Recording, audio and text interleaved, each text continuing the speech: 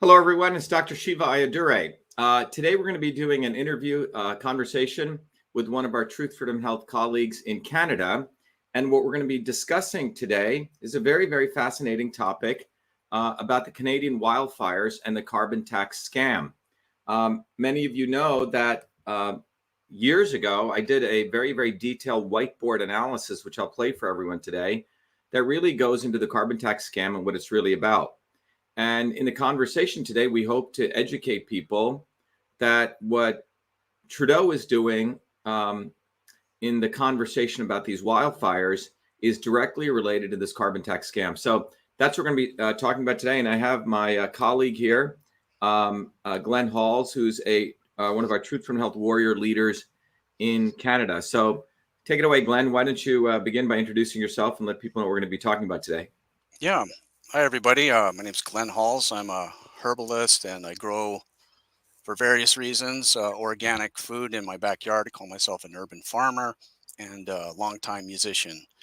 I started following Dr.SHIVA, as many of us did, in March 2020, right at the height of this COVID hysteria, right? And just thinking to myself, well, this is not making sense at all, what they're talking about. And we've actually seen some people relatively cured by this, like with some various immune support methods.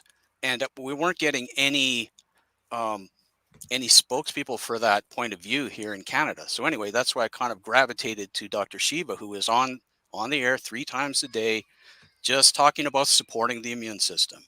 Okay, so that's really got me involved. And then, if I can go on a little bit, he's done all these videos about the active compounds in immune supplements or in herbal supplements, okay, or just food.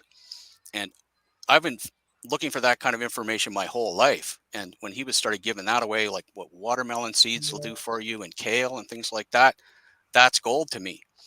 But then you see, I'm just taking all this stuff from him in a way, educating myself, but really felt I needed to give back. And as many of you are realizing, things are not really changing via our top-down sort of political system. The only way to fix things is to get involved collectively on the ground, a bottoms-up movement. So I felt motivated to learn more and really take on I guess you'd call it a political role, but it's really more of a communication role offline with your neighbors, a collective.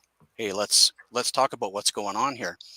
So that kind of brings me where I am today. I'm actively involved. I'm Truth Freedom Health leader up in Canada. Yeah, and that's about it. So, do you want me to talk about what we're going to talk about today? Or No, I think that was very good, Ken. I think, Glenn, I think that was very valuable because you talked about the fact that, in 2020, like you said, I think probably 3 to 4 videos a day. Sometimes in a week, I do 20 videos. Yep.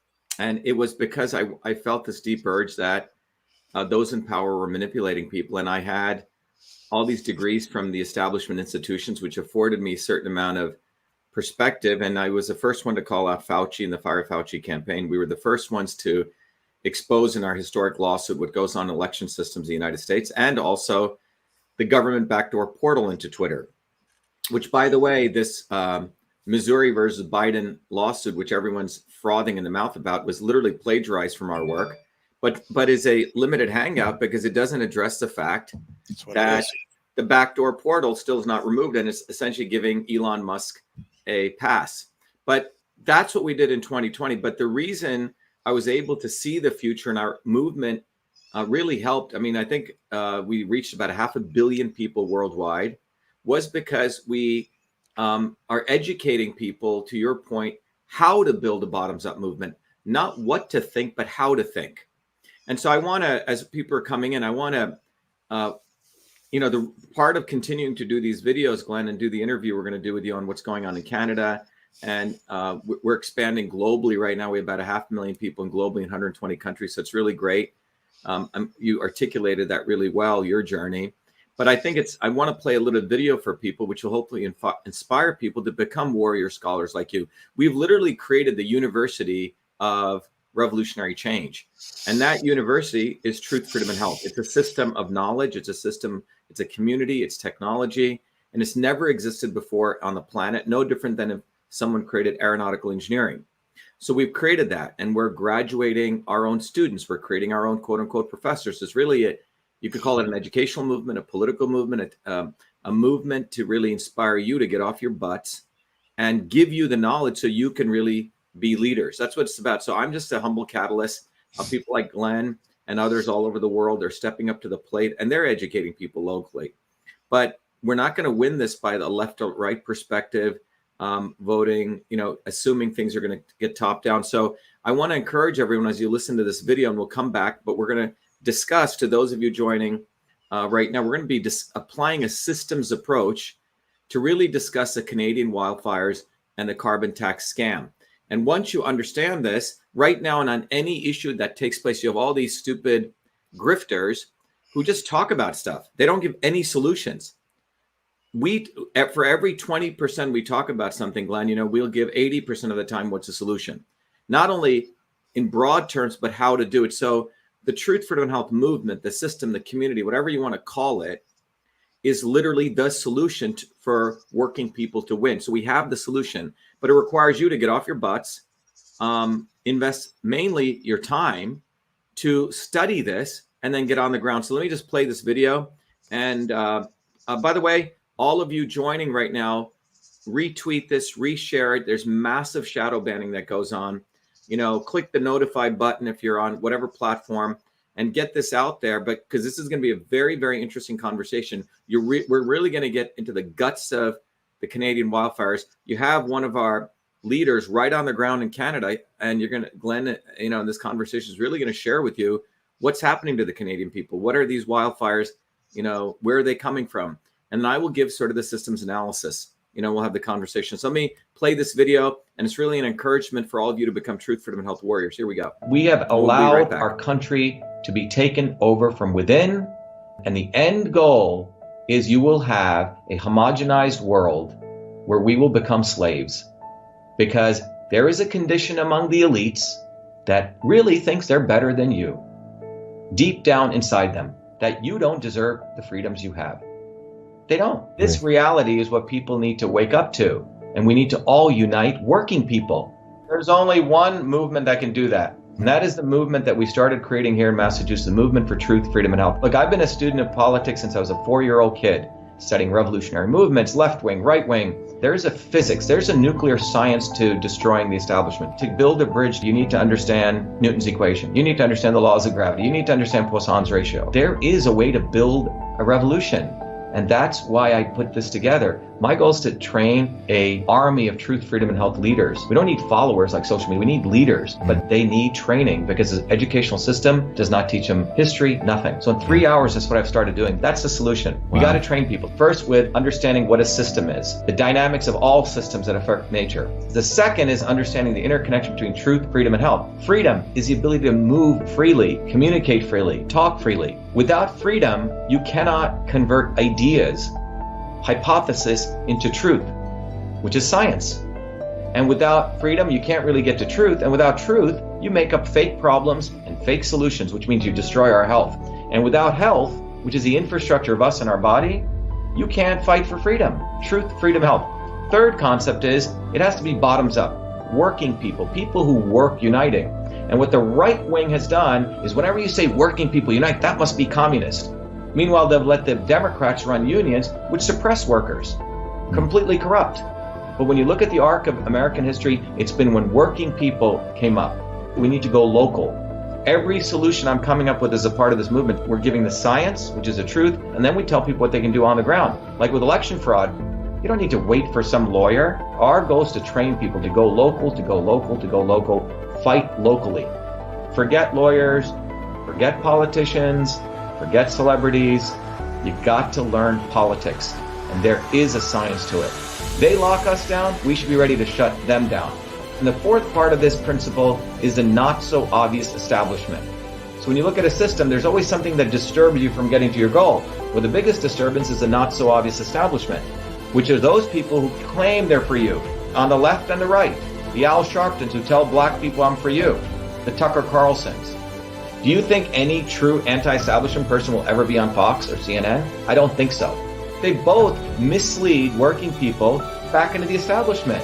Without this solid understanding of political physics and theory, you're screwed. You're going to follow on the left wing Bernie Sanders. Oh, he said something. Or Robert Kennedy. Scumbags. Or you're going to follow some right-wing talk show host. They're not going to lead us to liberation. It's us. We're building a bottoms-up movement, and that political physics, it's a nuclear science of change. Bottoms up. We have to organize to understand that there is people who talk a good game and then look at what they actually do, left and right. I'm sorry, Sean Hannity may say some good things, but I don't see the urgency in his voice to get something done. And it can only come when you weaponize yourself with the right knowledge. You need to be able to identify a rat. You know, Christ didn't go after the Romans, right? It was the Pharisees and the Sadducees who screwed him up. His own quote-unquote people. And that's where we're at. So these 4 concepts I've built into a curriculum where people can go to truthfreedomhelp.com, and it's an educational program. We need to train people in political theory. You need to have physics, and I've created that curriculum. People need to get educated. We need to get educated fast. And within a half an hour, I can teach people. 2 years of MIT control systems, I teach people those concepts. Then I apply it, anyone can understand it. And then you say, oh, I got to build a bottoms-up movement. They have to get politically astute, and then they have to go locally and act, not sit there on social media. They have to act locally, defy locally, do civil obedience locally, but with knowledge on how to build a movement. Now, the Senate campaign's expanded to the Movement for Truth, Freedom, and Health, and they can find it on truthfreedomhelp.com, so people can sign in. They can get access to a bunch of videos. If they want to take a course and become a Truth, Freedom, Health leader, I offer a full scholarship there, but we want people to make a commitment that they'll study, that they'll get certified, that they'll go do activities on the ground. So go to truthfreedomhelp.com.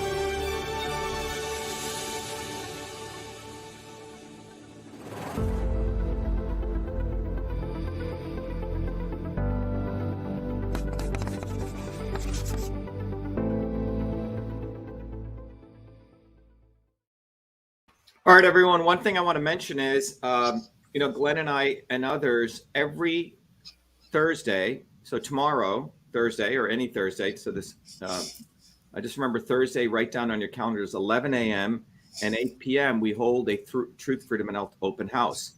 And at that open house, you have the opportunity to understand what is this movement. You have the opportunity to meet people, interact directly with me and others, but you'll, first of all, not be lonely. You'll realize that people are going beyond left and right. People are breaking from the establishment, and our movement is explosively growing. And in reaction to that, that's why a lot of the shadow banning is happening. This is why the establishment in the United States, as we talked about, Glenn, is pushing people like this doofus Kennedy or Trump, which are all part of the swarm, as we've talked about. So I want to encourage all of you, and I'll come back and, just briefly, if every one of you can go to the website, truthfreedomhealth.com, and you'll realize that it's actually a system that we've put together of knowledge and education. You'll understand that and there's the videos up there that I just played for you, but you'll recognize it's a global community, so you won't feel alone. We have thousands of people in Canada and the United States, everywhere, close to 400,000 people in 120 countries. You'll hear real life stories of people who've become leaders and transformed their lives through this knowledge. And we have a history of winning. We're not a bunch of losers who just moan and groan. But the fundamental issue that we address is that those in power want you to be so confused that because they feed you ignorance, you got lots of information, but either they make you desperate or complacent or put you into this left-right bucket. And the only way out of this, and I encourage you to go to truthfreedomhealth.com and look at this, is wisdom. And wisdom cannot come unless you understand the knowledge of what is knowledge, which is the science of systems. And when you go through this program, you'll realize that our entire goal is to make you a powerful leader in your own community. So you get active, you get innovative, you get organized. But in order to do that, you're going to have to decide to be your own teacher, your own guru, and be a teacher for other people. And for that, we've created this system. And the system includes some incredible gifts that we give to you that you just contribute, and you can contribute at whatever level you want. And you can go from free to a little bit. But I used to teach this course at MIT called Foundations of Systems. And this in itself is invaluable, but you will understand what is a system? why we must build these bottoms up movements. And then you'll also get access to many books and courses that Glenn and others, you'll get tools to understand how your body is a system. The goal is you should really be your own doctor. And as Hippocrates said, he who's his own doctor is a fool. So you'll understand what kind of system you are, how foods affect you, and how you can bring it back in alignment. But I encourage you to go see this. We have special lectures. We teach you how to teach others. And then we have an entire community. We teach you to get on the ground and get active. But anyway, just as the video said, this is an entire movement. It's a community and it's a program. So please take advantage of this. It's all here. So you don't have an excuse to say, I don't know what to do. We've put it all together. And we'll talk about my run for president in this context. Go ahead, Glenn. Why don't you share what we're going to do today? And to everyone joining, our discussion today is the Canadian wildfires and the carbon tax scam. Go ahead, Glenn. Mm-hmm. Well, I'm up in Canada, okay? And we're going to talk about wildfires, forest fires. So I live in basically central Alberta, a place called Edmonton. So people might not know much about Canada, some of your global viewers, but just north of me lies, just next to, I suppose, Russia, the largest forest in the world, the boreal forest, okay? North of Canada, northern BC, almost all, of Northwest Territories. And all the way down, stretching through Manitoba into most of northern Ontario and almost all of Quebec. Boreal forest, and what it is mostly coniferous trees mixed with deciduous, okay? And it is basically, in a way, the lungs of the planet. There's so many trees, and this is going to tie in a bit later to the, the whole CO2 climate tax scam issue. But we have all these trees, and there are fires. Indeed, there are wildfires. I've lived in Alberta for 50 years, and yeah, there are some fires. But what causes fires? Historically, if you just do a little research, 50% are caused by lightning. Very important. Because when fires start and there's no storm, you have to kind of wonder a little bit. And then some are human caused, many are caused by railways, sparks from railways on very hot days. True enough. But anyway, let's just bring it a little bit of recent history here. May, really starting in May of this year, I'm driving home from work, and it's like, oh, forest fire in a place called Entwistle, town west of Edmonton. Boom, everybody's evacuated. Oh, there's another one in Edson. And then the next day I'm driving home and there's one like 2 kilometers from where I live in Edmonton. And all of a sudden there's one, oh, it's up in Grand Cache. Oh, down in Rocky Mountain House. Like seriously, about 11 forest fires happening. This is Alberta. I'll talk about the rest of the country later. But, within the same weekend in the spring, sure, it's kind of hot, but it's not obscenely hot that day. And, check in the weather. Oh, by the way, most of these wildfires required evacuations. Kind of an important side note. Oh, we have to get the police involved. Everybody's got to go. They happen, for some random reason, even though we have this massive 80%, boreal forest covering most, half of the globe. All these forest fires happen next to towns and needed to be evacuated. A lot of these towns, by the way, little aside, service the oil and gas industry. But anyway, there were no storms that day. There was no lightning, and there was no railways going through there. So that was a bit of a clue. Hey, this is not adding up. And then we saw all those fires in northwestern Quebec there. All of them, again, they seem to start. These are the ones that are heading down. I guess people in New York are complaining they can't breathe, or there's pollution from Canada. Well, they all seem to happen basically at the same time. All these massive fires again in the boreal forest. There were some fires in Halifax. That's in Nova Scotia, on the island of Nova Scotia near Halifax, and then half of Halifax has to be evacuated. So it's really, really curious. And it's not making sense. And we'll talk about it a bit later, but even some just rudimentary research of published statistics on forest fires really brings clarity to the whole thing. But that's kind of my intro here. So what do you have to say? What do you think's going on with all of these these wildfires that they're okay. It's like, okay, now we have to tax you. We have to give you a carbon tax because of the wildfires. It's climate change. Here you go. You don't have a choice. Boom. Pay at the pump. Yeah, thanks, Glenn. I think the opportunity with Canada here, Glenn, is to really give people the opportunity to understand what's going on with the wildfires, and more importantly, give people an opportunity to use Canada right now that's going on to understand the system here. Because you can understand what's going on in Canada to what it goes on in California with the forest fires, even Australia. You'll find the same systemic pattern. Yeah. And so I want to talk about that, and I want to play for people a video so people really understand what is this carbon tax scam. It was a video I did many years ago, and it was very valuable for people because it really, I did it on a simple whiteboard. It was like the swarm video I did, but it helped people. So I want to play that. But at a high level, and we'll get deeper, is what people need to understand. Forests are biological systems, okay? Yeah. And all of biological systems have low temperatures, high temperatures, right? Just like your body breathes, forests breathe, right? They have a metabolic structure. Fires come and they go, right? But there's a whole system here. So you got to think about a forest as a very complex ecosystem. All right, so that's one thing. The other thing is a climate is a very complex ecosystem.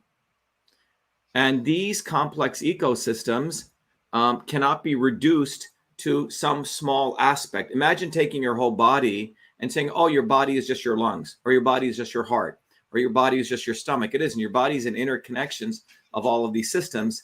And what emerges out of that is who you are. It's called an emergent property. And to all of you joining, the reason I encourage everyone is when you start thinking from a systems perspective, you really can see the real problem. So keep that in the back of your mind. These are complex systems. So the forest is a complex system. And from time immemorial, forests have had fires. From time immemorial, there's been lightning. Okay? So to say that forest fires are suddenly occurring because of climate change is the biggest scam. All right? So why would you promote something like that, right? So the real issue is when I started looking at this from that systems perspective, be it what Trudeau is propagandizing, that's what it is, propaganda, or what Newsom in California is propagandizing, or the prime ministers in Australia. The fundamental issue is that these people are very clever, okay? And they profit from promoting the fear that climate change and forest fires are directly related. So let's think about that. They really helps them promote fear, because when they have fear, uncertainty, and doubt, people say, oh my God, we got to solve the climate problem, right? Oh my God, we got to tax people. It's okay. Yes. So the forest fires lead to fear. Forest fires linked to climate change are the propaganda operating system to lead to why we need to tax you, and why you as the slaves should be so happy you're going to get taxed because you're going to stop these forest fires. So they're drawing a direct line, Glenn, between you being taxed directly to a forest fire. Okay? That's what they're fundamentally doing. So that's the first point people need to understand. They're drawing a direct line between you being taxed to a forest fire. Does that make sense? Oh, it does. Exactly what they're doing. Right now, Canada's carbon taxes are probably one of the highest in the world. They charge $50 per ton. That was 2002. And this year went to $65 per ton. And it's going to surge by 2030 to $170 per ton. So who do these carbon taxes affect? Well, they're not affecting the very wealthy consumers, right, who can afford this, like Justin Trudeau driving around in his private plane. They affect businesses, small businesses who are attempting to survive. So it's based. The consumers who are like me, like, hey, it's holidays. Where am I going to go? I'm not going to go anywhere. None of us can afford to go anywhere. So again, we can't service these small entrepreneurs, these places we want to go. We're just stuck here, basically. Yeah. So if you look at Canada, if you look at the United States, and particularly Canada, from my analysis, it really affects everyday people. So you have so everyday people are being propagandized. Yes, we need the carbon tax because look, these forest fires. And we'll talk about, I want to give some of the science of this later, but ultimately what it does is it affects the individual, where it's locking people out of the housing market, right? Because this carbon tax is actually added, as I understand in Canada, to other fees in the purchase price. That's what it's actually doing to people. And it's not only the carbon tax that's added when you purchase a home, it's a whole bunch of other legislation that comes out of it that, that's basically turned into buying a home a nightmare for most people.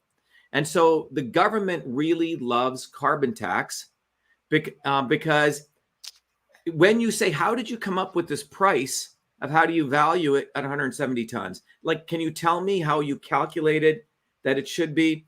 They have a very complex formulation that no one can understand. It's a combination of how much CO2 gets put out, how offsets. It's a black box mathematics. And in one of the things, I want to do, Glenn, is some people have called me up and say, Dr. Shiva, can you apply a systems approach to actually figure out what a carbon tax should be, right? Is an electric car actually fuel efficient? So I may be doing that because it looks like, someone like me can come in there and help out, figure out what is a real analysis to help people. But anyway, so the carbon tax is where we need to keep the eye on, Glenn.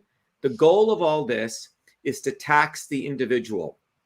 I agree. And so again, $50 per ton was a carbon tax.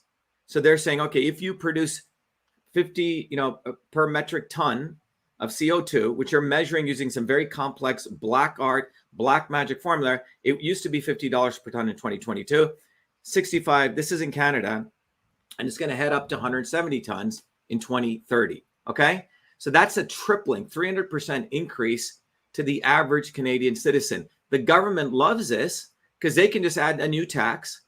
They don't really have to explain how they came up with this because it's a black art, right?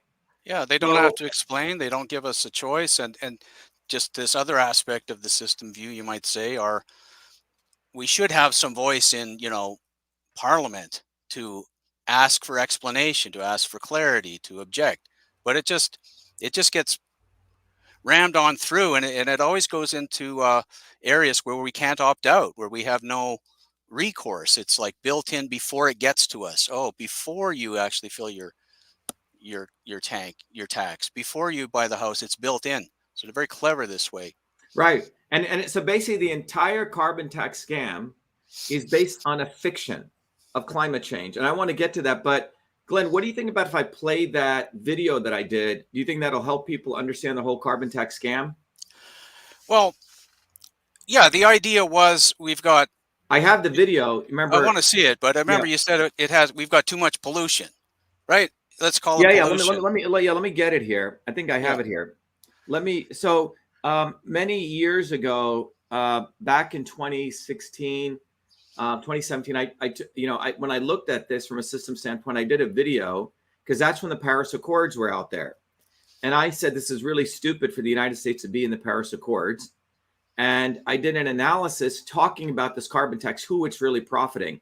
It's out there, but I think it takes about 10, 12 minutes, but I think it's good for people to listen to. Let me just play this video, and everyone, Glenn, make sure that the sound is okay. I think it should work fine, but let me bring it up here. I think the audio should be good. Let me bring up this video here. Can you see the screen, Ken? Yeah, I can see it. So let me play this here. Here we go.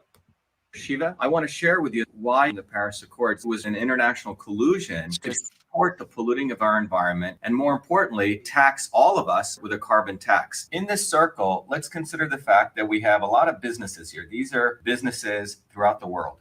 And these businesses, are producing different things. And let's assume these are typically manufacturing businesses. They take resources, raw materials, they process stuff, and out comes products from these businesses, which typically go to the consumer. There are a lot of consumers here. This is, you and me over here.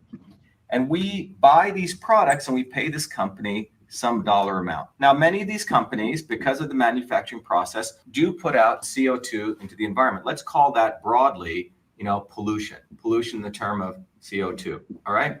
So these are these greenhouse gases that they emit into the atmosphere. This is, let's call it before the Paris Accords.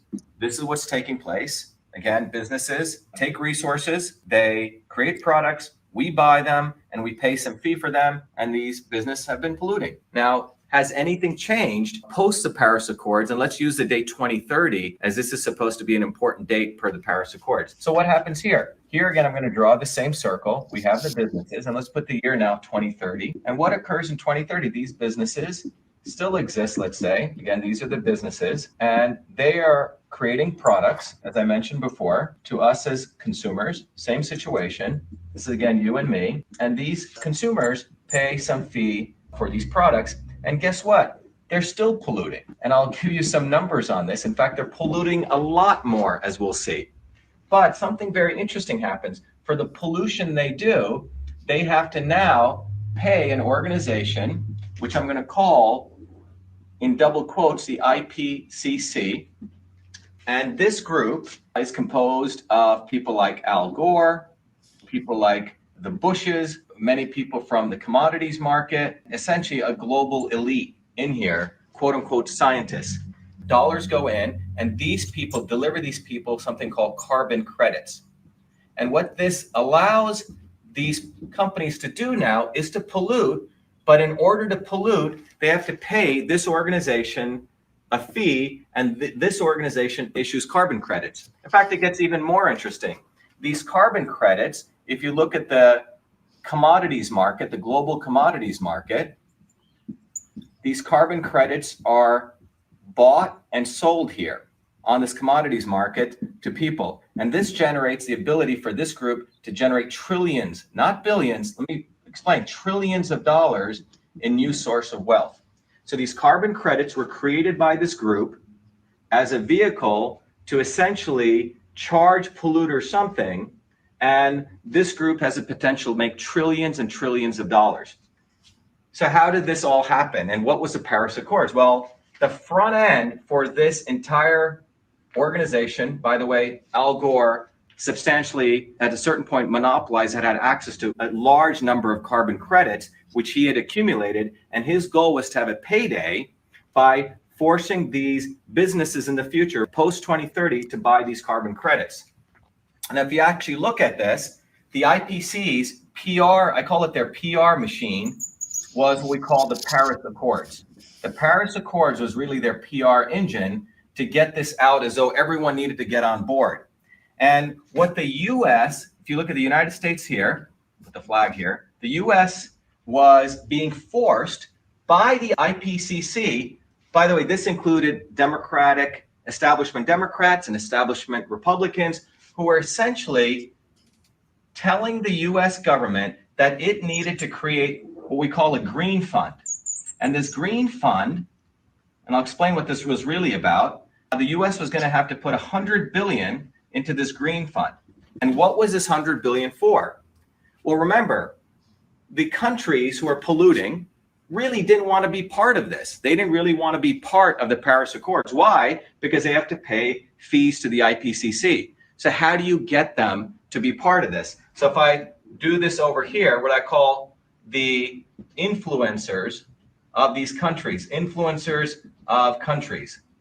So for example, if you take India, China, and you go down the list of what they call about 190 plus countries, remember all these people have influencers, so-called advisors. This $100 billion number was going to be funneled through different NGOs to essentially pay off. And in fact, people had already gotten agreements that if they joined the Paris Accords, that they're going to get dollars funneled to them. This is why people were involved in this. In fact, some of the WikiLeaks stuff came out. Jairam Ramesh, one of the key advisors in India, originally, if you go look at it, he said that the glaciers were not receding. And later on, it was stated that the glaciers were receding. In a recent email in WikiLeaks, he was actually thanking John Podesta for making all of this occur. So you have to really start thinking about what took place. But fundamentally, what was really going on is this. The mafia of the IPCC was using the United States instrument, our Congress, our tax dollars, to funnel about $100 billion here. So we would pay off these people to join the Paris Accords. Now, let me just tell you, 100 billion is relatively small amount because these guys were going to make trillions. Let me follow this through again so you get it.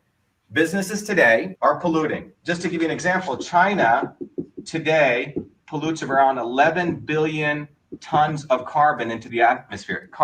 11 billion tons of carbon. That's what they're doing today. By 2030, or between now and 2030, guess what? China's still allowed to pollute. In fact, China is allowed to go up to 22 billion tons, which means they're allowed to go 11 billion tons in carbon, which means they're going to pollute more. They're going to double their pollution during this period. No penalties. And that's how they got China to join. After 2030, there's going to be a big payday for these guys because they're going to be able to sell China carbon credits. I hope everyone's following. The bottom line is these set of 190 so-called influencers and advisors, many of them essentially are waiting for this $100 billion payday, supported the Paris Accords because they're going to be paid. And that's how they force their countries' prime ministers and people to say, yeah, we got to join this Paris Accords.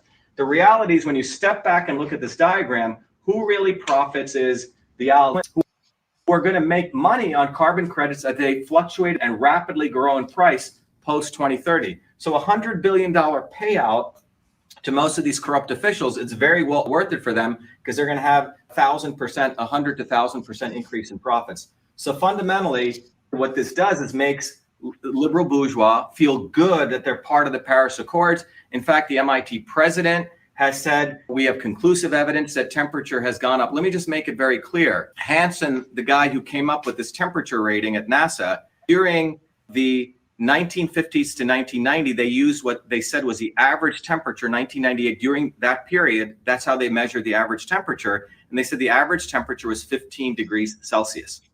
And they predicted in 1990, around 1988, that temperature was going to go up. So again, in 1988, papers are starting to come out saying the average temperature measured between 1950 to 1980 is 15 degrees. And they're saying, temperature is going to rise on the planet Earth. Well, what happens? By 1995, 1996, they find out the temperature actually, in fact, gone down a little bit. It was not going up. And somehow, mysteriously, around 2002, Hansen says, yes, the temperature has gone up. And how did he get it to go up? He got it to go up by saying that the average temperature is now 14 degrees. He actually changed the goalpost. Before it's 15, he said now it's 14, and he said we're measuring 14.64. So what they did was a complete lie. And in fact, this changing of the goalpost was done in an email. All of this is written in a beautiful article by Arvind Kumar in American Thinker called 14 is the new 15. Exactly. So you should go read it by Arvind Kumar, an American Thinker. He lays it out very beautifully. But the bottom line is there is no conclusive evidence that the temperature has gone up. If you look at the facts, this entire process really profits this group. The reality is China is going to continue to pollute 2x, 200% more. India also gets to pollute from 2 billion to 4 billion. In fact, we're going to drop our carbon emissions from 5 billion to 4 billion. So this entire process is really a big racket. So all of us, when I go back to this as a consumer, guess what? In the future, we're actually going to pay more for products. Businesses are going to be charged more. So businesses are paying taxes. Each consumer's product is going to go up. These guys up here are the ones who are going to make money. We need to start really exposing the mainstream media and the elite academics who are all actually behind this. Thank you. All right. So Glenn, that video was done about 2 years, 3, 4 years, 6 years ago. Sorry, when I was running for Senate, and it hasn't changed. So I hope that explains the answer to your question. So fundamentally, the wildfires in Canada create the fear, uncertainty, and doubt to make citizens slaves mentally. They say, oh, yeah, we need the carbon tax. Carbon tax is good. But the carbon tax entire scam is basically a scam that's going to create trillionaires. And that's what it's doing. Elon Musk is behind the carbon tax. Robert effing Kennedy is behind the carbon tax. All of these people are behind the carbon tax because they're all part of the swarm. And they're going to make tons. They're going to have a huge payday come 2030. So what you just pointed out there, even if you imagine that there was a quote carbon pollution problem, that system there doesn't reduce pollution at all. Yeah, because carbon, CO2, you see, they're very clever how they use the word carbon and CO2. That's like saying hydrogen and H2O. Water is H2O. Hydrogen is the element hydrogen in the periodic chart. So when they use the word carbon, you think dirty, like it's all a mental manipulation. Yeah. CO2 is something that's extremely necessary for plants. When CO2 levels go below 200 parts per million, life ends. In fact, CO2 levels have been 10 times higher, and that's when life actually did well. There A you lot go. of all these people, I mean, you know, from the greenhouse world, what do pot weed gardeners do? They're pumping CO2. They pump it in. They pump it in. So they're conflating CO2 Yep. with, you know, the word carbon, and they use these very clever words. So, but I hope that explained at a fundamental level that what is the carbon tax? It's meant to make trillionaires, and it's fundamentally a tax on all 8 billion human beings.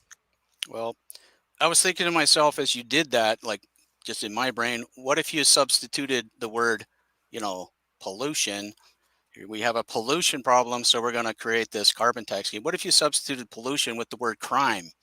You say we got a crime problem, but rather than actually, you know, making more police or improving infrastructure so people there's not as much crime, we're just going to create a tax scheme where you can pay for credits to be like in investing in anti-crime initiatives. Doesn't change the crime at all on the street. So the whole system there is a scheme.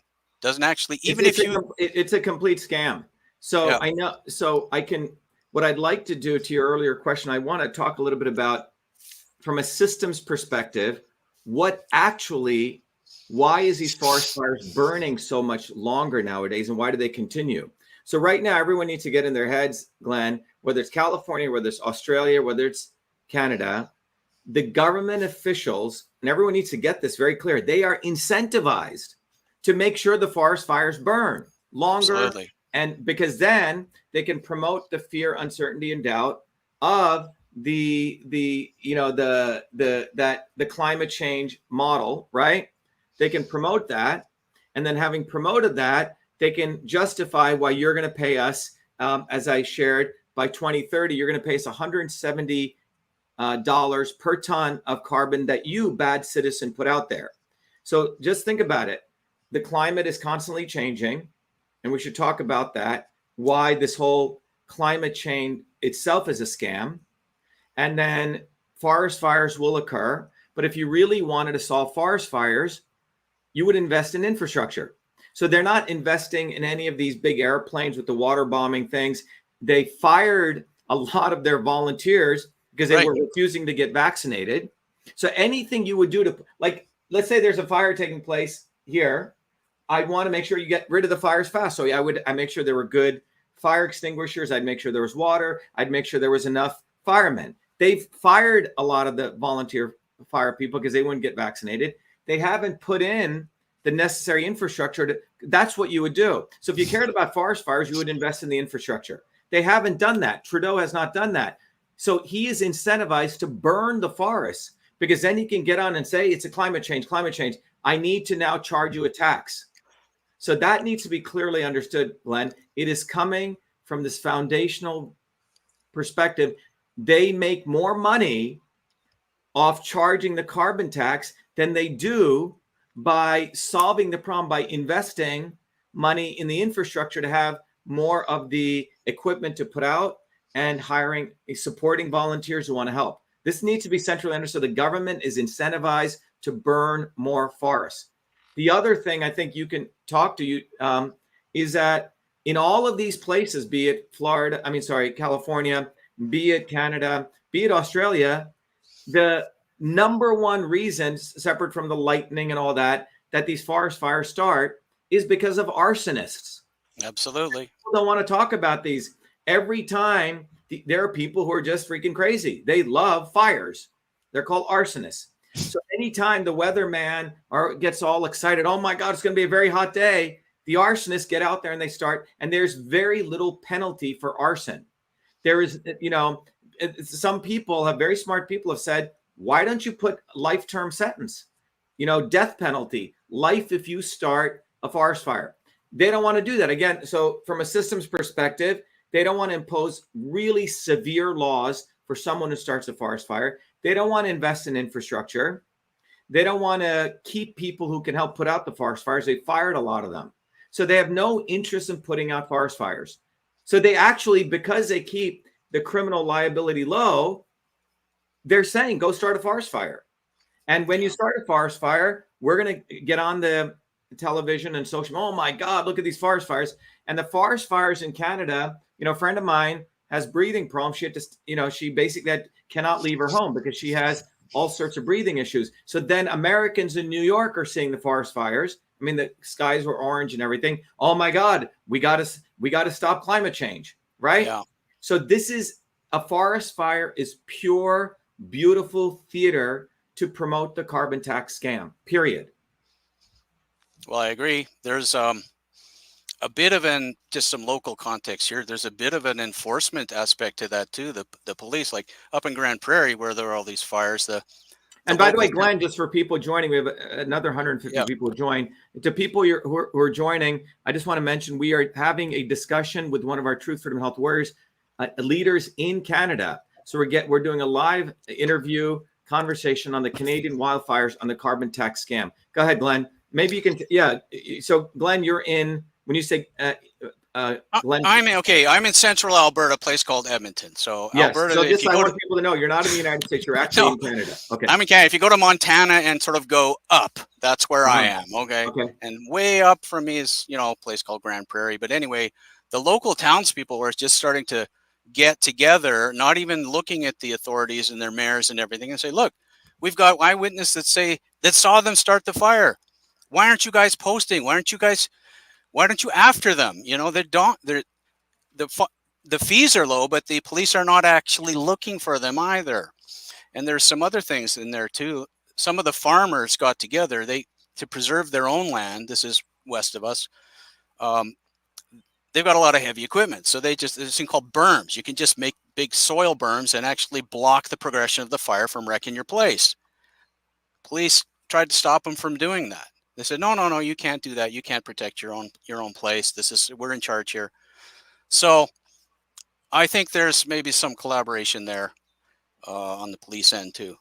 So yeah, I mean, a lot of this is direct. It's a swarm effect, right? It's more sort of, so you make sure you're not doing the things that would definitively need to be done to stop forest fires, right? Right. You make sure, I mean, the farmers, as I understand, be it in Australia, be it in Canada or California, they know this.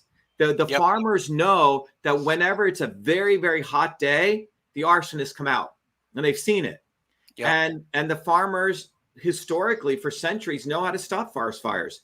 As you say, they build those they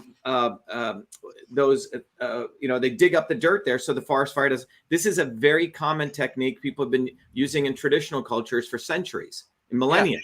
But to your point, they don't allow the farmers to do that. The government doesn't have they don't invest in the large aircraft which can drop lots of water. And they are literally not hiring forest people. And then they mismanage the forest. That's another big thing that's forgotten. There's some basic forest management stuff that needs to be done in the national parks, right? And they actively do not do that. So from a systems perspective, Glenn, I just want to let everyone know who's joining. We take a systems approach. So when you go to Truth, Freedom, Health, you become a warrior scholar, you take a systems approach. So it's not any one thing. So one thing is they actively mismanage the forests, right? They actively do not invest in infrastructure for those equipment that can, toss out fires. They actively intimidate farmers from doing what they would naturally do. And there are no real penalties for arsonists. So these four things, and there's probably others. So think about what we're saying here. The government purposely does not do the necessary. I mean, there's solutions right there, right? Put a death penalty, or put a lifetime in sentence prison. If you start, boom, that will cut off all the arsonists right there, right? Boom. Make sure you invest in personnel to go regularly do the basic forest management. Indigenous cultures, we're always doing this basic forest management. Allow at the decentralized level the farmers to block, right? Exactly. And 3, invest in the very good equipment that actually does stop forest fires. So that's 4 things that can be done. But Trudeau hasn't done any of that. In fact, what he's also done, he never blames China for anything. Right. Meaning, what do I say that? China is the biggest polluter. As I said in that video, they doubled their pollution. But he doesn't say anything to the fact that all the windmills, all the electric cars, 97% of all the electric car equipment comes from China. How much pollution that they create. China's never questioned in this equation about the solar panels. If you look at the solar panels, the windmills, the electric car batteries, they're all coming from China. And he never talks about the amount of pollution they're putting up and what's that doing to the environment. They're given a complete open, get out of jail free card. And on top of that, he will fly his private planes. He will do all of his things. So the contradiction here, I think Glenn is a good teacher of mine, said whenever you see such major contradictions, there's another agenda. Right. And people need, and the agenda, when you have this kind of hypocrisies, they want forest fires. That's it. Yep. They profit from forest fires because with forest fires, you get everyone from New York to all over the United States saying, oh my God, we must stop this climate change. We got to stop climate change. Yes, I'm willing to take the tax. Yes, I'm willing to be taxed. Well, and they promote the hell out of it. It's everywhere. Everyone's making money, doing these great articles, front page when it's hot and there's lots of fires. But in fact, the weather changes here quite often. And just after that period in May that I was talking about where all these fires were happening, it became very rainy for about 2 weeks with floods and then snow in the same places. Media silence, politicians silence. It just disappears. It's just gone when it's cold. That message is only activated en masse when it's hot and there are fires. Right. So they have a cycle around summertime. It is the opportunity for the government to put out this message. Forest fires are caused by climate change, and make sure the fires go, they prolong the fires to promote the propaganda. The other important things to recognize is throughout all this, I've seen many, propaganda where Trudeau says, we're saving Canada with carbon taxes. He says that. We're saving Canada with carbon taxes. We're saving Canada with carbon taxes. So, Glenn, I think the other systems thing that I want to educate people on is, I may do a whiteboard on this. I did it. There's a video I did on this. I think people need to understand why this is a scam. Not only is a carbon tax a scam, by the way, to everyone listening, we may want to take a quick break, Glenn, so people understand that people know. And the reason Glenn, though he's in Canada, is very interested in truth, freedom, and health is because he's become a truth, freedom, health warrior scholar. He educates people now. But Glenn, you're also interested in the fact that I'm running for president because it's the United States really is the one that really funds a lot of the IPCC work. The United States funds NATO. The United States primarily funds, and what the U.S. does affects pretty much everyone around the world.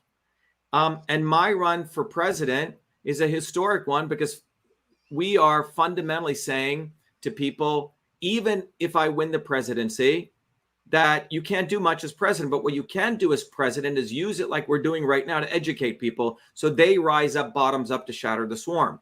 So that's what we do. So part of that, our fundamental run for president is really about service and citizenship. And so there's a little banner I just put up there. So all of you listening, you can support our run for president by donating, volunteering. And anytime you donate, we actually give you knowledge. We give you the knowledge of system science. So as a system scientist who's running for president, when you donate to me, you get books, you get papers, you get knowledge on how you can liberate yourself. And that's really what our campaign's really about, Ken. It's about our run for president is to teach people that politicians are not going to do anything. You have to, I'm only one person, you're one person, but we need to create a bottoms up movement for truth, freedom, and health. So I want to share with people as a part of that education, Glenn, how the climate actually works. Why all the math and quote unquote climate science is a bogus field. And I want to share that as a systems biologist. So let me just, to all of you joining, we have Glenn Halls, our Truth, Freedom, Health leader in Canada. And this is Dr. Shiva. What we're discussing today is the Canadian wildfires and the carbon tax scam. And what Glenn and I are sharing here today, you can apply it to California, you can apply it to Australia. It's the same scam. So if you're joining, support us by sharing this video, notifying others, commenting. And we've actually recently heard that people can't even comment on some of my stuff. They try to comment. So by you sharing it, we overcome the censors out there. But I want to come back, Ken, and I want to talk about, in a very 5 minutes, I want to explain to people how the sun and the earth interconnect to create the climate, and why thinking that you can model this mathematically is completely nonsense. But before I do that, Glenn, I want to just share with people that our run for president, why this is important. A short video, but we have a lot more to cover. But anyway, as we're playing this video, everyone invite other people to join, because we're not done. In the next 15, 20 minutes, you're going to actually learn the quote unquote science of climate and why it's completely bogus. So let me play this video. And this is Dr. Shiva and Glenn Halls. Who would have ever thought I'd be running for president of the United States of America? I was born a low caste untouchable in India's caste system, a system of aristocracy, oppression, and racism. My name is Dr. Shiva Ayyadurai. I'm an MIT PhD, a Fulbright scholar, a scientist, engineer, entrepreneur, and inventor. My family and I left India to come to America on my 7th birthday. I grew up in the working class neighborhoods of New Jersey, playing baseball, mowing lawns, painting houses, and coding software. My friends and neighbors are blacks, Italians, Irish, people of all races. As a 14-year-old, I wrote 50,000 lines of software code to create the world's first email system, and was awarded the first U.S. copyright for email, recognizing me as its official inventor at a time when copyright was the only way to protect software inventions. I did that long before I ever came to MIT, revealing that big innovations can occur anytime, any place, by anybody. Growing up, I saw politicians dividing us by race and religion in both America and India, to have us fighting each other while they remained safe in their gated communities and in their playgrounds of Hollywood, Martha's Vineyard, and Silicon Valley. I'm a fighter. I fought racism and exposed their imperialist wars, fought for workers, and put my life on the line against global corruption. I never wanted to run for political office. All that changed when I saw working Americans as never before being duped by the establishment, and the not-so-obvious establishment. Across left and right, we were being sold out and made to forget why we came to America and why America existed. Lawyers, academics, billionaires, celebrities, and politicians, elites, Clintons, Kennedys, Bidens, Obamas, Bushes, black and white, have hijacked America. They printed trillions for their friends. They delivered crumbling infrastructure, corruption, and racism. They've transferred trillions to themselves, dividing black and white, fear-mongering, and fake science. Lockdowns and censorship, dirty air, food, and water, pushing drugs upon us, making us sicker. We've been sold out. One set of rules for them and another for us. We deserve a warrior with a history of courage in putting everything on the line for you, who believes in you, not them, who has created a movement bottoms up for truth, freedom, health. I've exposed their lies at the right time, never waiting until it was popular. I've exposed their false gods who exist to lead you back to them. I've exposed their fake science of lockdowns and masking and provided you solutions to fight them and win and protect your immune system, saving millions. I exposed Fauci, galvanized the Fire Fauci campaign when others remained silent. When they stole our election, we sued the government and Twitter in our historic 2020 federal lawsuit, exposing in bare view the government and big tech censorship infrastructure, the unholy alliance between government and social media companies. Where was Elon and his grifters? They stood by the sidelines and did nothing. They did not use their megaphones to help us when it could have made a big difference. Now our movement grows for truth, freedom, health, independent of all of them. Every day, millions are learning the science of systems, the knowledge the elites do not want you to have, so you may learn how to think, stand up, and fight, independent of the establishment of left and right and their fake heroes. Now it's time for you to join the movement, to win back America, to win back truth, win back freedom, win back your health. That's why I'm running for President of the United States. This race is about you. This race is about truth, freedom, health versus power, profit, control. We've had enough. They think we'll fall in line and vote again for their lawyers, celebrities, billionaires, and chosen ones from above. We choose our heroes from below, from the rank and file, who do what is right at the right time, not when it's convenient and popular. They can never represent us. What America needs is a movement by the working people, for the working people, who are educated, organized, decentralized, and fight for independence from their systems of control. and that movement exists. It's ready for you. We don't need them. We need us to go bottoms up, neighbor to neighbor. My journey, your journey are all the same. It's our time. It's time we had one of us. It's time to win back truth, freedom, health, to win back America. Be part of this historic movement all the way to our victory on November 5th, 2024. If you're an American citizen, pledge your vote now for Dr. Shiva Ayyadurai, the independent candidate for U.S. President. No matter where you live, you can be a part of this. Volunteer as little as 20 minutes a day. Don't delay. This is Dr. Shiva Ayyadurai, and I approve this message, paid for by Dr. Shiva for President.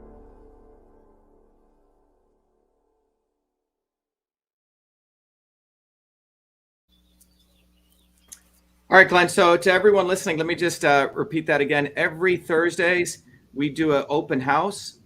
You can go to vashiva.com/orientation or to shivaforpresident.com/town hall. But join us because we're building a movement. That's what this is about. This video that we're doing here today is to really educate you from a systems perspective. All right, Glenn, what else do we want to cover? I mean, I can talk about the science, but go ahead. Well, I think Glenn, you should go. I know. I have a question. Can you talk to people about the conditions of the working people in Canada? I mean, what does it look like there? You know? Yeah, I can tell you about that. Well, here's what I've noticed. Okay, just living in the neighborhood, driving around. This is what I've noticed, and you don't hear a lot about it. But number one thing I've noticed is actually increased homelessness. Okay, like just bottom line, there are people living on the street. There's increased use of food banks.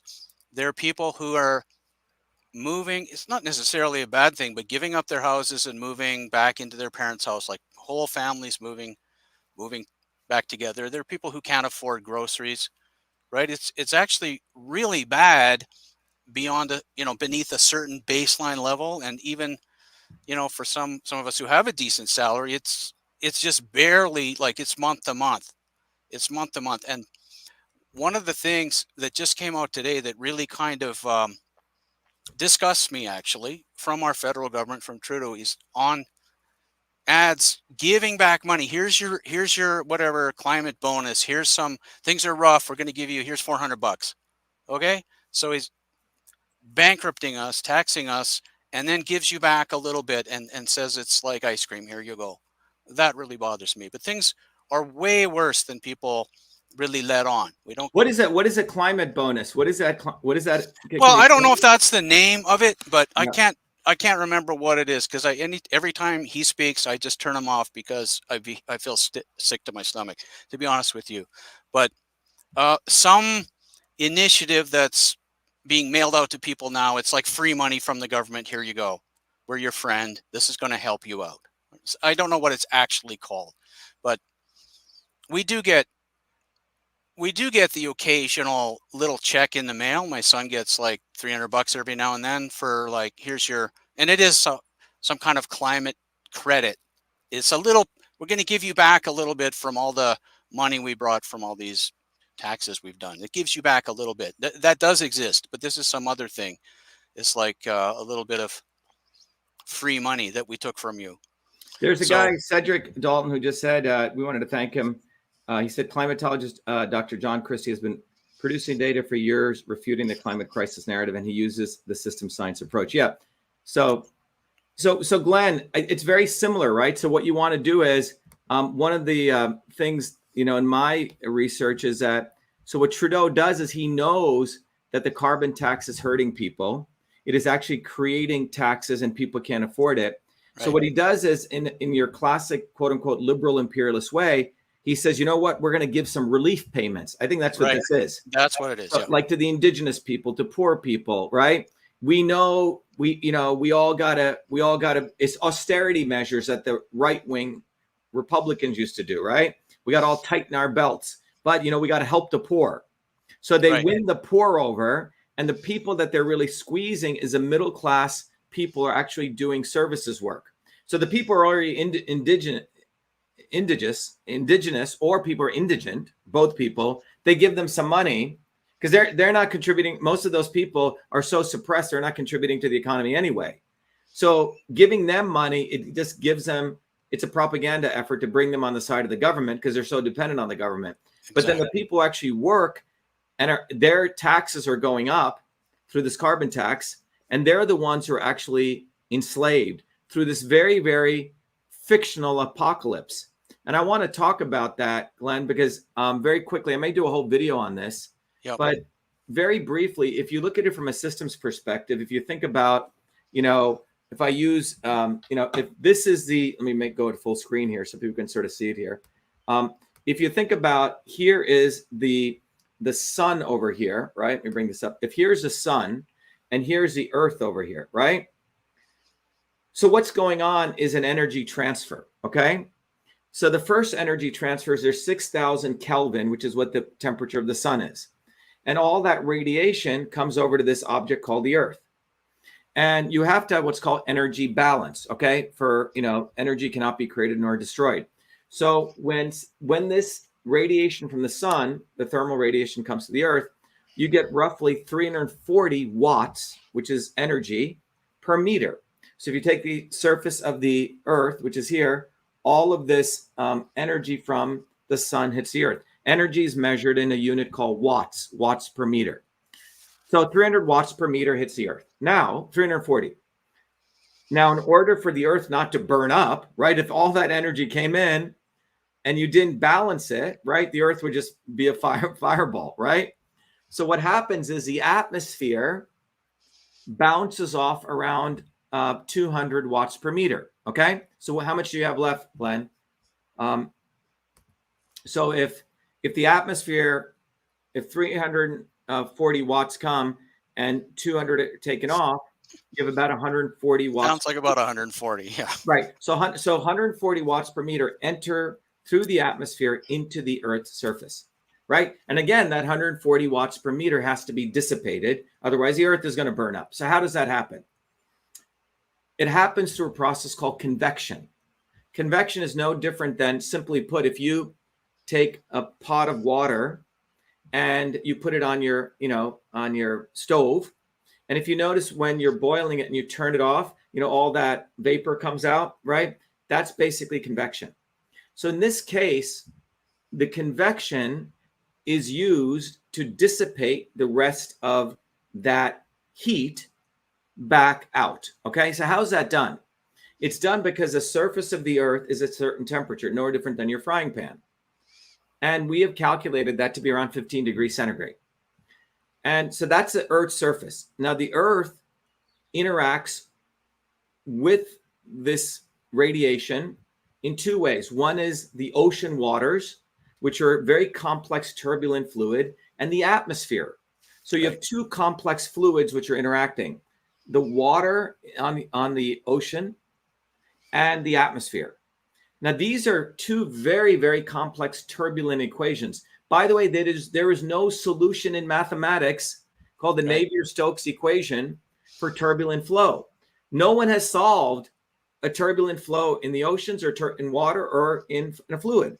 You could win $1 million right now if you solved it. No one solved it. So these quote unquote climate science people have bamboozled people to saying that they have figured out how to model the turbulent flow of the ocean, interacting with the turbulent flow of the atmosphere, two turbulent fluids, and using this model, they have now used those predictive models to describe how much ice caps are going to melt and how much the temperature is going to rise. If you actually go read the IPCC report, which I did, it's a huge, big report, you will find out that if you just take, for example, these models, how much ice cap is going to melt in the Arctic. Do you know what the prediction is, Glenn? Well, I think we're all drowned already, aren't we, according to these predictions? It's even worse than that, actually, because in the definition of science, evidence, and people may want to write this down, the definition of evidence is reproducible predictions. Right. Write that down. That's the definition of evidence. So when I drop a ball, according to Newton's equation, I can predict exactly where it's going to land and how fast, right? That's why Newton's equations are a real model. These models, Glenn, if you go read them, there's a graph. I don't have it here. The prediction, they have 130 models. Each model predicts a different level of ice will melt. One model predicts all the ice will melt. Another model predicts No ice will melt. Oh yeah. So they cherry pick their own model. Well, no, it's like the Baskin-Robbins ice cream flavor. There's a model for everyone. There you go. go. This is not evidence. No. This is actually fiction. And no one talks about this. Those people who wrote the IPCC report know this. Okay? So the bottom line is that this is not science, because science would be, if the models are correct, they would all converge to the same answer. They don't. They converge to 130 different answers. That's not science. Okay? And this is why doofus Robert effing Kennedy, Booby Kennedy, is a big promoter of the climate change scam. And if you actually go listen to Elon Musk, he actually conflates the word carbon and CO2. He's another doofus, a total actor. It's not real, this guy. And so he's promoting the climate change scam. Why? Because that is what has created the electric car industry, which is based on China polluting. So we are looking at people becoming trillionaires, okay? So that's what's fundamentally going on. But when you look at this energy balance equation, the Earth is beautifully balanced because of the 15 degrees. The other 140 watts per meter does dissipate. So that's why the Earth maintains its temperature. Now, weather is constantly changing. Climate is always changing. And climate will go through its ups and downs, etc. The issue is, so here's a fundamental question. Greenhouse gases can affect temperature. We do know that. The issue in science is how much? How much? If you can't answer that question, how much, why are you creating crazy freaking policies that is basically going to affect the livelihood of the 8 billion people who are going to pay more taxes? You don't know how much. I mean, we ended the last ice age. Temperatures are supposed to go up by 1 or 2 degrees anyway, because we were at the end of the last ice age, which ended the end of the 19th century. So that's very well understood. None of these people, disagree with. The issue is how much.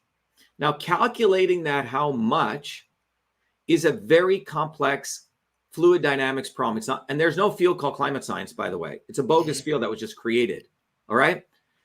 By the way, if you put your name, Glenn, as an academic on anything that says climate change, you will get a grant. Cockroaches call climate change, you will get a grant. Yep. So this whole thing is intended, if we keep the eye on the prize, is to promote the carbon tax scam. And the carbon tax scam, I'm going to do a whiteboard on this later today, is directly related to the central digital currency scam, central bank CBDC. And that's also related directly to social media censorship. Because ultimately the goal with this device is you will be tracked how much energy you're using based on some bogus metric. It's a random metric. And then you will be tracked on your digital currency, and you will be tracked by Elon Musk, Zuckerberg, everything. All these three things are going to be tracked. It's really slavery. And so the forest fires in Canada are really pure theater to promote the carbon tax system. And to anyone listening here who supports this fucking guy called Robert Doofus, who, his wife hung herself. I know very few people where the wives hang themselves, right? Doofus Kennedy is a big promoter of the climate change scam. And all these idiot conservatives are following this fool because he exists to sucker conservatives back in. He's a pure government CIA agent. That's who Robert Kennedy is. Or to be more precise, an agent of the swarm. And this discussion, Glenn, and what you've shared with Canada should give people a really good perspective. The Canadian people, as you shared, are getting more and more indigent, right? You have these forest fires occurring, which the government really doesn't want to put out, has no interest in. They do go help the poor, give them relief payments to bring them on board to the climate change scam. But at the end of the day, they're creating more pollution, which affects people all the way down on the eastern seaboard here in the United States, in Boston, New York. And those people say, oh my God, this is horrible. We should please give me the climate tax or the carbon tax. That's right. Well, so there's this. We can take some questions too, Glenn, if you want. Okay. We can. It's up to you. Should we? Well, I think we should. I mean, we could go on for 3 hours about fake science and the climate.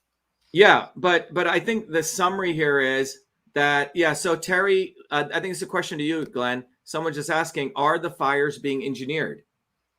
Well, by engineered, do you mean arson? Because then the answer is yes. They're engineered by people who light them at the same time in a straight line. So that's my Right. answer to you, yes. So from a implicit way, the arsonists are not penalized really. They don't go to really, they don't get life sentence in prison. I mean, you pass one law, life sentence in prison and death penalty. I think that would stop arsons like overnight. None of that's happening if this was so important. Here is Karen Hennebetter. She goes, Dr. Shiva, my forest where I walk my dog was beautiful. I watched the military virtually wreck it, and it's ready and primed as it takes 7 to 10 months. I've watched the weather since I was a child. So they're absolutely wrecking the forest to promote the climate change narrative. That's what, I mean, it's separate from the fact there are natural forest fires and they don't invest to put out the fire. So all the people in the city get so hyped up. Yeah. Well, I have a bit of a comment on that because I was doing a little background research, a thing called the Fraser Institute, which is sort of, you know, not all their stuff I agree with, but it's a think tank, a research organization. And this report analyzed forest fires in Canada from 1990 to the present. And collectively, they're going down. But like I said at the beginning, most of Canada is the boreal forest. So if you had like this massive half of the continent, boreal forest, there are some little, you know, it's maybe raining in Winnipeg, it's not raining here. But on the whole, you would have the same conditions throughout the boreal forest. If you were going to look at a climate cause, it would be kind of close statistically all through the boreal forest, but it's not. It's happening in very specific regions. And that was the main conclusion. And they were sort of penalized in the media for that. But you cannot say, the guy concluded, you cannot reduce the forest fires in the boreal forest to a single cause like climate change, because it would happen all over. It's the same geoclimatical so Glenn, zone. what you're saying is if you just take it like a map, let's say I have a big oval here, right? Yep. It's not like these forest fires are distributed everywhere. They're in particular local areas. Exactly. Right? Yeah. Okay. Yeah, that doesn't sound right because from an entropy standpoint, things should be more distributed, right? Yeah, that's right. I mean, there could be some fundamental, but they're not like they're just highly localized, you're saying. Well, they are. You see these spikes, and it just doesn't make any sense statistically when you look back decades worth of data. It's like, okay, it happens kind of the same throughout the region. So why don't we do this, Glenn? We'll take a couple of questions. So to anyone listening out there, this is Dr. Shiva Ayyadurai, and I'm with Glenn Halls, one of our Truth Freedom Health warriors. And the discussion is the Canadian wildfires and the carbon tax scam. We have gone through Glenn sharing with us the wildfires in Canada, talking about the forests. We've given like a high-level systems view. We've talked about the fact that there are 4 major ways that you could stop these forest fires like that, and which is infrastructure, which is hiring people, which is forest management, and penalties for the arsonists. None of them are being really done. And then we've also shared with you a video on how the carbon tax scam works. And now we're talking about solutions. And we want to take people's calls. We've spent a lot of time. The solution is we have to build a bottoms-up movement. The solution is the government is not incentivized to stop forest fires. The government is paid off by trillionaires. They're incentivized to keep forest fires going so they can scare you so you feel good paying them the tax. That's what this is about. So you get brainwashed saying, oh, yeah, okay, they're taxing me because I'm saving the environment, which is bullshit. So let's take some calls. We'll take a few calls. If people have any questions, comments, feel free to call us. I'm going to literally publish my cell phone number. So here you go. So you can call in. You won't find too many presidential candidates doing this, but we will. Our movement will do this. It's by the people for it. So you can call in. If you have any comments to Glenn or I, or you have a question, please call us. And we'll take about 3, Glenn. Okay? Okay. Sounds good. So 3 questions and answers in the interest of time at 6:33. So any questions or comments about what we've discussed today, the Canadian forest fires and what's really causing them and what the real solution is? Any questions, comments? All right. So here we have someone calling from Canada. Let me pick them up. Hi, how are you? This is Dr. Shiva and Glen Halls. Who's this calling? Hey, hello again, Dr. Shiva. It's Jason Esty from Canada, where Glen is. Yeah, tell us, Jason, what do you got? What's your comment? Hold on one second. Hold on one second. Hold on one second. Sure. Hi, Elliot. Can you hold on 1 second, and then we'll bring you in? Wow, I actually got in. Yes, hold on 1 second, Elliot. All right, hold on. Go ahead, You're Jason. live. Jason, go ahead. Hi, buddy. Like Glen and like you, Dr. Shiva, and Glen is here in my home country, of course, Canada. Millions of us, I'm sure, have righteous anger over this, and thank you for bringing truth and transparency, both of you, on what's going on with the carbon tax scam. What is the best way, do you think, to, again, galvanize thousands of people in a hurry here in Canada and get this over with on this carbon tax nonsense scamming?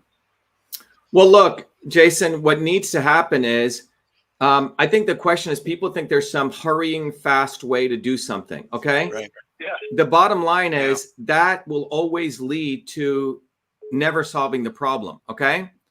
The only way to solve this problem that should have been done 50 years ago is to build a movement. So what happens is, every time there's a crisis, people say, oh my God, we got to do something. Let's vote for this guy. Let's do this. Let's do something. So that's frankly the wrong question. The issue is, what do we do to win? Because they'll keep doing this all day long. So it's not like there's a timeline of urgency here, because the timeline of urgency is what's always going to screw us. But we have to do the right things at the right time. The right thing to do is we need to build a movement which is founded on what we just went over here. If everyone knew, first thing you can do is you guys should share this video to everyone in Canada, okay? Everyone should know that you have a serious scientist and a person of Canada who has shared with you there are 4 fundamental things that can be done right now to stop forest fires. Why aren't they being done? That's a fundamental thing. And then it leads to the reason they're not being done is a profit from forest fires. And then it leads to the second video you can share, people, the carbon tax scam. Now, once people understand those 2 things, Jason, now you can talk about everything else. But if people don't understand that thing, they're going to be bamboozled by the next fast talking person. By then, oh, I'm going to do this. We got to do this. No, the right thing to do is we have to have a movement in Canada, which has about 100 solid people like Glenn who get these concepts. You have to start it as a system. So that's the only thing that can be done. Everything else is short of going at the heart of the solution. Thanks, Jason. Good question. Thank you. Sorry, Jason, let me bring the next person in interest side. Hi, how are you? This is Dr. Shiva. What's your question? I'm doing great. I just want to say thank you for all your work, man. You're a bubble burster, man. Like, you ask the best questions, and I love your work with the swarm videos, like exposing Kennedy. I mean, simple stuff in the scheme of things. Hindsight's 20/20. But anyway, so with this. By the way, where are you from? What part of the world are you from? I'm from Monterey, California. Okay, and what's your name? My name's Elliot MC McGee. Elliot, this is what I want you to do. You know, in California, we have a lot of people. Kennedy and Trump are the Trojan horses they're creating because they know people are breaking. And our movement is the only thing that exposes them. So you have to get involved. Do the following. Go to, you can text me right here and I'll share your number with a number of people we have in help us get on the ballot. Number 2, support the campaign, volunteer, donate, but become a truth, freedom, and health warrior. So there's 3 tangible things you can do right now. One is, I'll take your number and I'll have our people in California reach out. You can help us collect signatures. Even simple, I haven't done this. You can literally go to shivaforpresident.com and just get a little bumper sticker, okay? You put that on the back of your car, okay? 100,000 people will view it, okay? And 100,000 people per day. So per day. So it's something I didn't mention. So if you go to shivaforpresident.com, let me share this with you. You can literally, let me go over here. I just want to. I don't have view of your screen because I'm calling you. Oh, okay. So you can go to shivaforpresident.com, go to the shop, and you'll find a bumper sticker. Okay. Let me share that right now. But the reason I'm sharing this is not to sell you anything, but to let you know, here's something that it's. No, you're legit, man. Yeah, it's a lazy man's way of participating. Just get the stupid bumper sticker, and I'm going to put it. And you put it. Signatures too, man. Just yes. something to have people sign. Yes. Like, I'll Yep. be there. Yeah. Yeah. So what I want you to do is you can text me. This is my cell phone. Text me your information, and I will have Maria Canistra or Jill Jones, two amazing women, call you, and you can help them. So get a bumper sticker. Help us get on the ballot there. We get on the ballot, right? It's going to be a bomb went off because most independents never even make it to the ballot. So we want to get on the ballot and that's how we slap the shit out of Kennedy and these Trojan horses. You just need to get there on stage with them. I know. That's why they don't put me on stage, man. I get on stage, I'll destroy them. So you have all of these people. So the way you can also help is if you know podcasters, other people who are not owned, all of these podcasters are owned. Okay. They're not. I don't know any of those. Yeah. Yeah. Joe Rogan, Russell Stupid. All of them. That's all I keep saying. I'm like, dude, Jamie's dad is literally CIA. He's a fucking handler. He's changed all of it. He's a gatekeeper. Like you keep saying, like, he keeps steering the conversation, switched up all of his views. As soon as he signs that big ass deal, he literally said, like, I'll say whatever you want if you tell me what happens in Area 51. Like, this guy's a guy who just wants to sell his ass for just so what I'm saying is for himself. The bottom line is it doesn't matter what they do. We have a plan to win. And that plan is mobilizing people like you and others on the ground.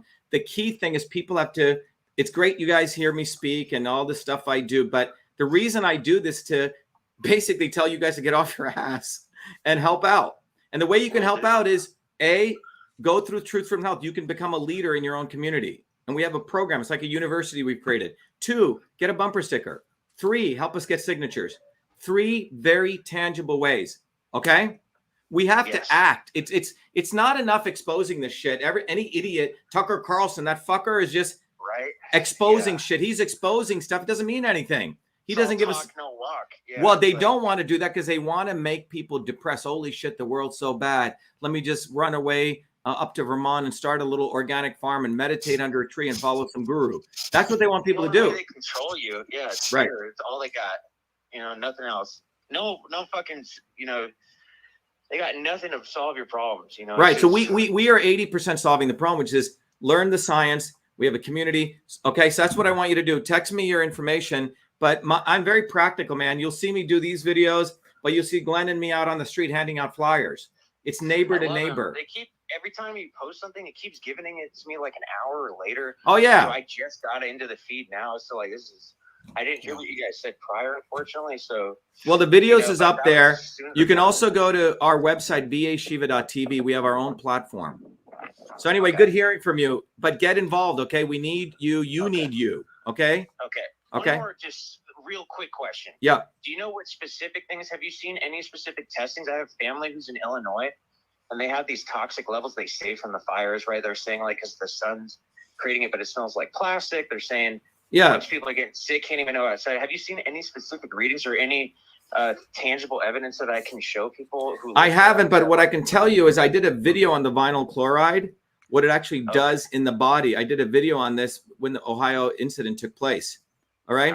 So you should go look at that. And we actually went down into the molecular systems level. The bottom line is, to your point, we get on stage and we win. Okay. But all of these grifters, someone said Anomaly was all grifting with us in 2020 because we'd get 30. And now this fucking dude is promoting Kennedy. Yeah. Okay. He comes to our meetings, learns our stuff, and literally makes songs using our stuff. So he's a fucking tool, okay? Yeah. But, so because we are not in any left wing or right wing camp, we call out all these people, and that's a good thing, Yeah. So I need that. The only people we trust are working people, and that's who I care about. Everyone else is a tool, unless if they put us on, then we know that they're real. If they don't put us on. When you get on stage, you got to kiss their ass, though. We don't kiss their ass, though. Fuck that. Not kiss their ass, but it's like fucking politicians. They got this. No, but we don't do any of that. This is not politics. Like the fools they are. Yeah. This is not politics. And all of them, the defining litmus test of a grifter is, do they support Kennedy? If they support Kennedy and kiss his ass, they're full of shit. So remember that. If they support Kennedy, either they're really dumb or they're getting something on the back end. Okay. Indeed. Probably more It's ways always than good one. when you give people the message like they're being strengthened by it, you know, so like they don't feel like they're being, otherwise their ego gets the best of them. They're like, Right. I don't want to hear this. And it's like, and that's the hardest part about strength. Well, listen, come to our open house. Because we're giving people tangible stuff to do, because we're not into talking to the people who are resistors. We have enough people who are getting it, and we're mobilizing those people. So please understand that if someone doesn't want to get this, fuck off. We're not here. We're not even going to, if you want to wear 5 masks, give them another mask. If you've taken 5 boosters, give them the vaccine. Okay. Let these people kill themselves. We are finding those people who understand this, and we're mobilizing them. That's a movement. Okay. Yeah. Well put. Yeah. All right. Thank you. Good hearing from you.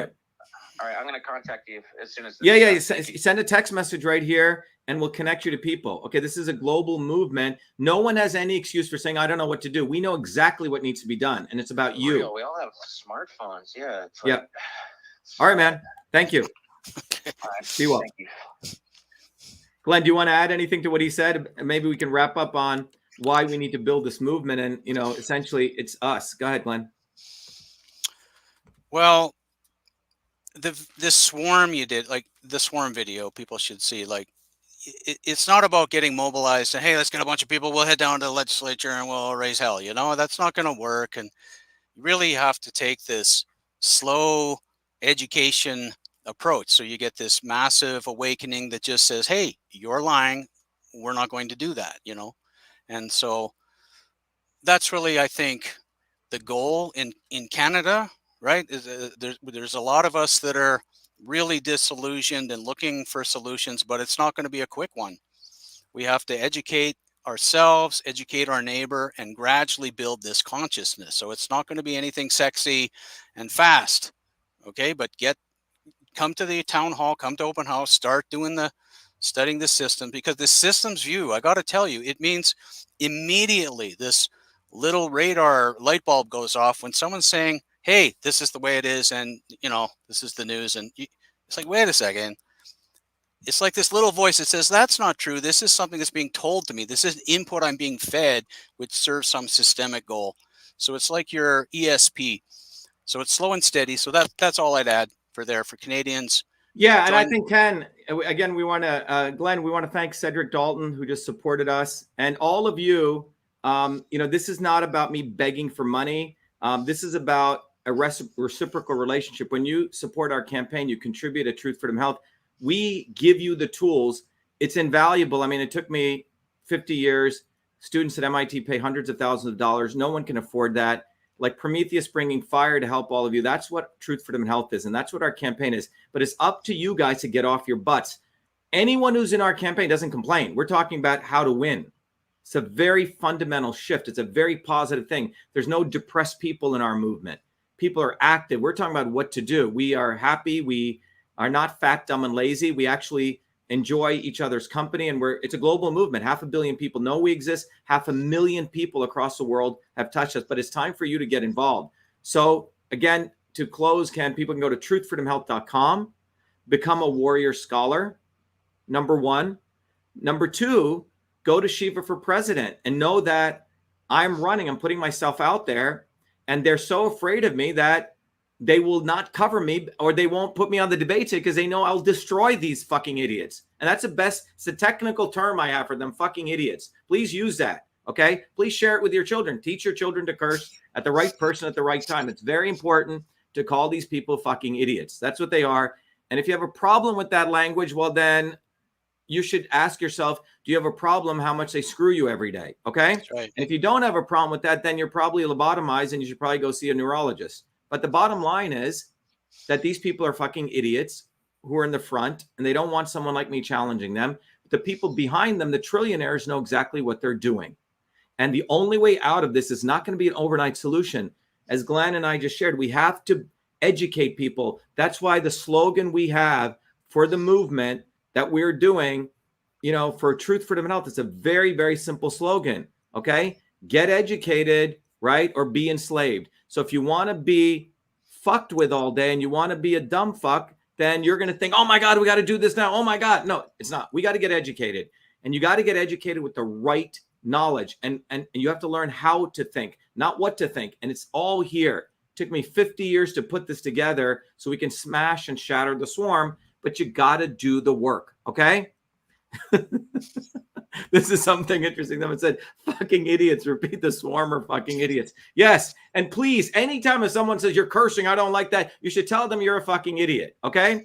Because especially if they do not, if that same person is not angry after seeing the swarm video, after seeing the knowledge, if you don't have a righteous anger. Well, that's just it.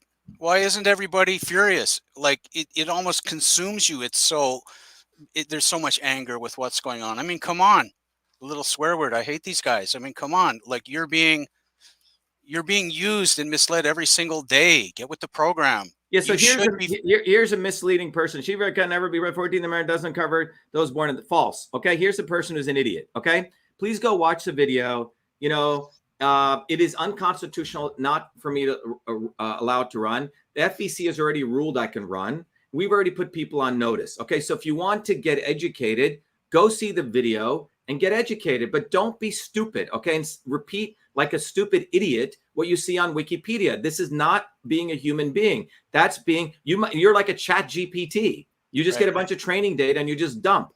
Use your fucking brain, okay? Excuse my language, but yeah. Number two, there's 3 reasons I can, first of all, the FEC has ruled I can run and collect. It's 2011, it's been ruled. Number 2, the Secretary of States need to be educated. Our movement is about education, period. You know, I created the first email system, but we have to educate people. The facts are all in black and white, okay? A immigrant, naturalized citizen, not only can run, but be president. But those in power don't want to educate you, okay? So go get educated or stick your head in the sand and be abused and used, all right? But we have very low tolerance for people who don't want to get educated and talk with stupid opinions. Fine, you can have your opinion, but don't talk it as though it's truth, because it isn't. Okay. Someone said, I don't think you need to use foul language. No, we don't need to use foul language, but I will express my anger and others will. But you sometimes do, Mary, need to use foul language because now you're waking up to that, and you will, after, come on Thursdays, and you will understand if you're righteously not upset with this and you don't use the right foul language at the right time with the right person, that, you know, there's something inappropriate about you. Anyway, Glenn, I think it was great. Thank you, Glenn. Any final closing comments? Well, yeah, listen, if you lived in Entwistle, which is west of us, and, you know, a bunch of people started a bunch of fires and forced you out of your house and they weren't arrested or anything, yeah, you should come up with a few, you know, foul language. See, that's the thing. You are being abused here. So you should get angry about that. It says, oh, well, it's, you know, the government looking after me and, you know, it is what it is, climate, whatever. So, yeah, there should be some righteous anger here, particularly on this climate issue. Right. And by the way, Alex Jones also promoted Kennedy. Okay. He took my swarm video, put it on the page, and right below this, he used it as a funnel to drive stuff to Kennedy. Anyway, guys, you have the real movement here, and this movement is not about me, not about Glenn. It's about you getting educated. Anyway, be well. Glenn, as we sign off, we can say wave to everyone as I'm signing off. All right, everyone, be well, be the light.